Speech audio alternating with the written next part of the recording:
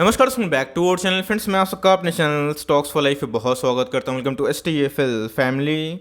DFL बस बात की जाए, बाजार में आज हमें भारी भरकम गिरावट देखने को मिली। और निफ्टी की बात की जाए, सेंसेक्स की बात की जाए, अदर इंडाइसेस की बात की जाए, बैंक निफ्टी की बात की जाए, सब में गाइस आज हमें बिकवाली का बहुत ज़्यादा दबाव देखने को मिला। इसी बीच में गाइस बहुत दिनों के बाद सेंसेक्स में 1200 पॉइंट का गिरावट हमें देखने को मिला। तो जी हाँ दोस्तों, कौन कौन से फैक्टर हैं जो अभी के टाइम में इतना सेल ऑफ को ट्रिगर कर रहे हैं? बिकॉज इसके पहले हमने लास्ट 1 मंथ से देखा है कि निफ्टी और अदर इंडाइसेस में हमें अच्छी खासी प्रॉफिट बुकिंग देखने को मिल चुकी है। तो जी हाँ दोस्तों, क्या इधर पे जो बुल रन है ओवर हो चुका है? क्या इधर पे माल बेच के निकल जाना चाहिए? और कौन कौन से फैक्टर हैं जिसका जानना बहुत ही इंपॉर्टेंट है? बिकॉज मार्केट में तेजी और मार्केट में गिरावट ऑफकोर्स कोई ना कोई वजह से होती है, लेकिन इसी बीच में अगर आपको वजह समझ में आ जाएगी तो गाइस आप अपने पोजीशन को आराम से लॉन्ग टर्म तक कंटिन्यू कर सकते हैं। तो लॉन्ग टर्म अगर आप निवेशक हैं तो क्या करना चाहिए? बिकॉज आज के दिन दोस्तों इस फॉल में हमारे पोर्टफोलियो में भी अच्छी खासी गिरावट हुई। ऐसा नहीं कि सिर्फ आपके पोर्टफोलियो में गिरावट हुई, इवन दोस्तों जो भी मार्केट के एक्सपर्ट है सबने आज के दिन अच्छा खासा लॉस देखा। लेकिन इसी बीच में हमें अभी के टाइम रणनीति क्या बनानी है और हमें इधर पे लॉन्ग टर्म में अपने पोजीशन को कुछ एग्जिट करना है या फिर नहीं करना है, इधर पे सब कुछ मैं अनबायस्ड होकर करूंगा, क्रिस्टल क्लियर। बहुत ही कुछ सीखने को मिलेगा। चैनल फर्स्ट टाइम होंगे सब्सक्राइब कर सकते हैं। इस तरह क्वालिटी कंटेंट को सबसे पहले एक्सेस करने के लिए now without delaying any for time let's begin. अब देख सकते हैं कि आज के दिन हमें निफ्टी में तकरीबन 2% के आसपास गिरावट देखने को मिली। बैंक निफ्टी की बात की दोस्तों, हमें तकरीबन 847 जो अंकों का गिरावट देखने को मिली। ऑल्दो अगर आप देखें तो सबसे क्या जो वर्स्ट सेक्टर थे अभी के टाइम में, जो इंडाइसेस थे उसमें जो सेलिंग प्रेशर मिला, उसमें गैस अगर आप देखें तो निफ्टी मिड कैप का नाम देखने को मिल रहा है 3% डाउन था। इसी की वजह से गैस आज हमें बहुत सारे अच्छे स्टॉक्स में भी प्रॉफिट बुकिंग देखने को मिली। और बहुत सारे ऐसे स्टॉक्स ने जिनके Q2 के नंबर्स बहुत ही आउटस्टैंडिंग थे, उनमें भी हमें आज के दिन एक अच्छी खासी सेलिंग प्रेशर देखने को मिली। बात की दोस्तों निफ्टी नेक्स्ट 50 के इंडेक्स में भी आज के दिन हमें ऑलमोस्ट 2% की गिरावट देखने को मिल रही है। तो जी हाँ दोस्तों, अगर आप देखें तो आज पूरा हमें मार्केट में लालिमा छाया हुआ देखने को मिला। और इसी बीच में गैस निफ्टी के मिड कैप स्टॉक्स में और स्मॉल कैप में आज के दिन हमें एक अच्छी खासी गिरावट देखने को मिल चुकी है। कौन कौन सा फैक्टर है जो अभी के टाइम में नेगेटिव ट्रीट करते हुए देखने को मिल रहा है? बिकॉज मार्केट में न्यूज़ का अपडेट बहुत ही इंपॉर्टेंट होता है। तो जी हाँ दोस्तों, ये ET का आर्टिकल है, ऑफकोर्स ये उनका ही क्रेडिट है। तो अगर आप देखें तो उनके अकॉर्डिंग दोस्तों हमें जो फ्रेश कोविड के लॉकडाउन है वो हमें देखने को मिल रहे हैं। जी हाँ दोस्तों, कोविड के केसेस ऐसे बहुत सारे यूरोपियन कंट्री में फिर से दस्तक देना स्टार्ट कर चुकी है। ऑल्दो कोविड को लेके उतना चिंता की बात अभी के टाइम नहीं है, बिकॉज हमारे पास एक वैक्सीन भी है। और वैक्सीन का जो डेवलपमेंट है वो बहुत ही तेज़ी से आगे ही बढ़ रहा है। आपको पता है कि हाल फिलहाल में ही फाइजर ने पिल्स का अनाउंसमेंट किया था, जहाँ पे वो अपने जो रिस्क हैं कोविड की वजह से वो बहुत ही कम हो सकते हैं। तो मेरे हिसाब से गाइस अभी के टाइम में ऐसा कोविड से खतरा नहीं है। लेकिन यस, अगर कोविड केसेस बढ़ते हैं तो जितने भी बड़े बड़े कंट्री के जो गवर्नमेंट हैं वो ऑफकोर्स जो न्यू लॉकडाउन है, फ्रेश लॉकडाउन, वो हमें इंट्रोड्यूस करते हुए देखने को मिल सकते हैं। इसी बीच में गाइस ऑस्ट्रिया एक बहुत ही नामी ग्रामी कंट्री देखने को मिलती है। इसमें अगर आप देखें तो उन्होंने क्या कर दिया दोस्तों, ये सोचा है कि फिर से री इंट्रोड्यूस करेंगे लॉकडाउन। और कभी गाइस लॉकडाउन को लेके मार्केट में न्यूज़ आती है तो अच्छी बात नहीं होती है, बिकॉज आपको पता है कि इंटरेस्ट रेट अभी के टाइम में बहुत ही कम है और मार्केट में इनफ लिक्विडिटी है। क्योंकि लॉकडाउन की वजह से जो डेंट हुए हैं ऑफकोर्स उसको सुधारना था, लेकिन फिर से कैसे अगर लॉकडाउन होता है छोटे मोटे कंट्री में भी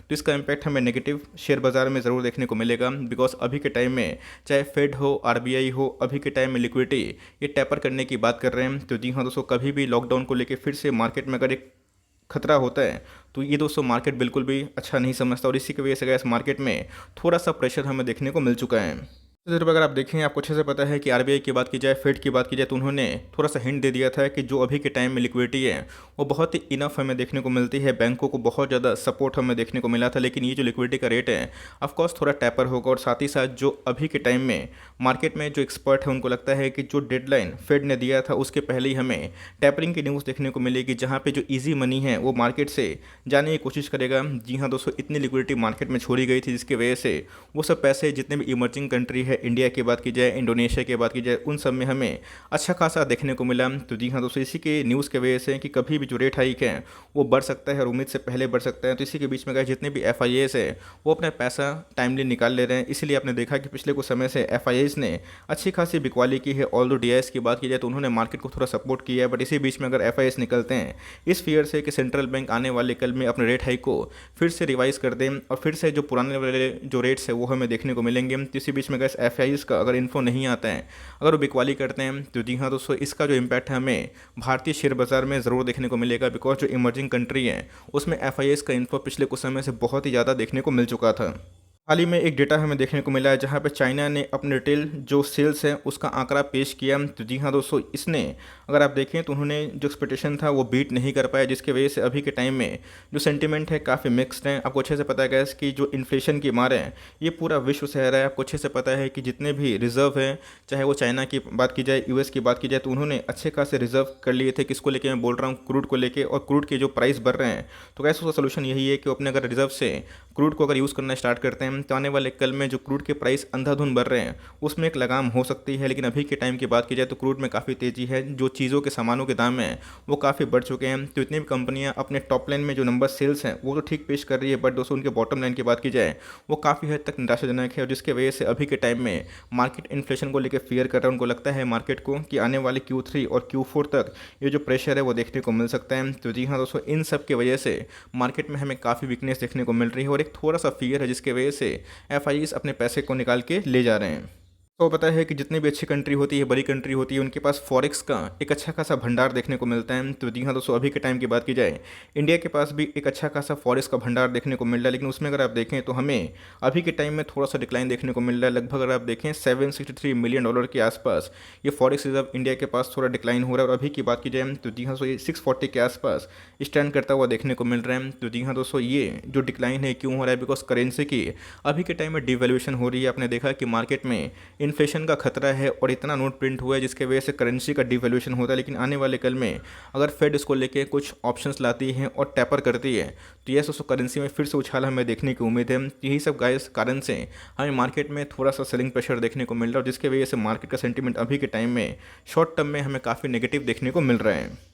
मैंने आपको न्यूज़ बताई कि कौन कौन से वजह से अभी के टाइम में मार्केट में एक फियर है। बिकॉज फ्रेश कोरोना वायरस से केसेस बढ़ेंगे तो ऑफकोर्स हमने वैक्सीन तो डेवलप कर ली है, लेकिन यस उससे लॉकडाउन का एक खतरा है। बिकॉज कोई भी देश की गवर्नमेंट नहीं चाहती है कि उनके देश में फिर से कोरोना वायरस का पैंडेमिक फिर से उमड़े। ऑल्दो हमारे पास सोल्यूशन तो है, लेकिन इसके लेके मार्केट हमेशा रिएक्ट करता है। मार्केट के वैल्यूएशंस की बात की जाए तो जी हाँ दोस्तों, इंडियन इक्विटी मार्केट का वैल्यूएशन अभी के टाइम में काफ़ी रिच देखने को मिलता है। बिकॉज इंडिया का जो ग्रोथ प्रोजेक्शन है वो काफ़ी हद तक फंडामेंटली मजबूत देखने को मिल रहा है। और जितने भी कंट्री है जो अभी के टाइम में इंडिया के पीयर हैं वो काफ़ी हद तक इंडिया से पीछे हैं। और इंडिया की बात की जाए तो बहुत ऐसे ब्रोकर्स ने इंडिया के जो टारगेट्स को आने वाले 2030 तक काफ़ी बढ़ाया है। तो इसी बीच में गैस बहुत ऐसे ब्रोकर हाउसेस हैं, उन्होंने टारगेट्स को बढ़ाया भी है। बहुत लोगों ने जीडीपी को लेके नेगेटिव कमेंट्री भी की है। तो जी हाँ दोस्तों, मार्केट में 101 तरह के एनालिस्ट होते हैं और सबका मानना एक नहीं होते हैं। कोई पॉजिटिव बोलते हैं तो कोई नेगेटिव बोलते हैं। तो इसी बीच में गैस अगर आपको इंडियन इक्विटी मार्केट में रहना है तो इन सब गिरावट की हैबिट सही में आपको लगानी चाहिए। बिकॉज मार्केट हमेशा एक तरफा नहीं भागता है। ऑफकोर्स गैस हमारे पोर्टफोलियो में भी आज के दिन गिरावट हुई थी और आने वाले कल में भी अगर मार्केट वीक होता है तो भी गिरावट होगी। लेकिन अगर आपका विजन बहुत ही लंबा है तो इस सबको पैनिक नहीं करना, और आपको ऐसे स्टॉक में जो कि फंडामेंटली अच्छी है और लॉन्ग टर्म में उनके फ्यूचर एकदम सुनिश्चित हैं, उनमें आपको ज़रूर पारी खेलनी चाहिए। और आपको दोस्तों अच्छे स्टॉक्स में ज़रूर एड ऑन डिप्स करना चाहिए।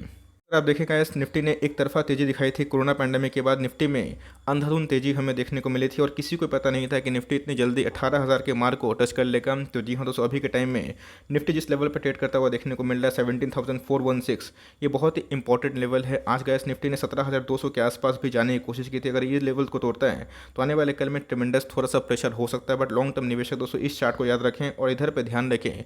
आपको अपने स्टॉक पर भरोसा रखना है। मार्केट गिरेगा तो आपके स्टॉक्स भी गिरेंगे, कोई बचने वाला नहीं है। मिड कैप में अच्छे खासे क्वालिटी वाले स्टॉक्स है जिन्होंने Q2 के नंबर्स बहुत ही आउटस्टैंडिंग पेश किए थे, फिर भी गिरावट हुई। लेकिन ऐसे दोस्तों मार्केट खत्म नहीं होगा। लॉन्ग टर्म तक अगर आप मार्केट में बने रहते हैं तो ऑफकोर्स शॉर्ट टर्म में आपको डर लगेगा, पैनिक लगेगा, आपको मन करेगा कि प्रॉफिट को बुक करके निकल जाए। लेकिन लॉन्ग टर्म में अगर आप टिके रहते हैं, अगर आपका टारगेट 10x है, 20x है, 100x है, तो गैस वो होल्डिंग से ही बनती है। और हमेशा अगर आप एंट्री एक्सिट करते हैं तो शायद दोस्तों निफ्टी के नेक्स्ट रैली में जब कब आएगा वो किसी को नहीं पता, वो शायद मिस कर दें। तो मेरे हिसाब से गैस मार्केट में उतार चढ़ाव होते रहते हैं।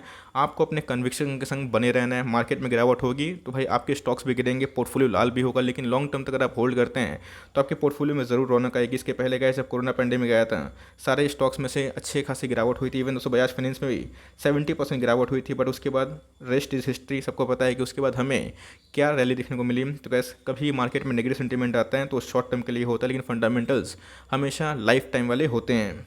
वन डे की बात की जाए तो जी हाँ, टेक्निकली अगर आप देखें तो निफ्टी में काफ़ी हमें प्रेशर देखने को मिल रहा है। और दोस्तों निफ्टी की बात की जाए टेक्निकली ओवरसोल्ड जोन पे जा चुकी है। अभी की बात की जाए तो निफ्टी का आरएसआई बहुत दिनों के बाद दोस्तों 36 के आसपास है, 40 के आसपास दोस्तों आरएसआई निफ्टी को तकरीबन ओवरसोल्ड जोन पे ले आता है। बात दोस्तों वीकली चार्ट की, तो आप देख सकते हैं कि इसने दोस्तों बहुत ही अच्छा सपोर्ट इधर पे अभी के टाइम मेंटेन किया है, जो 17,200 के आसपास है।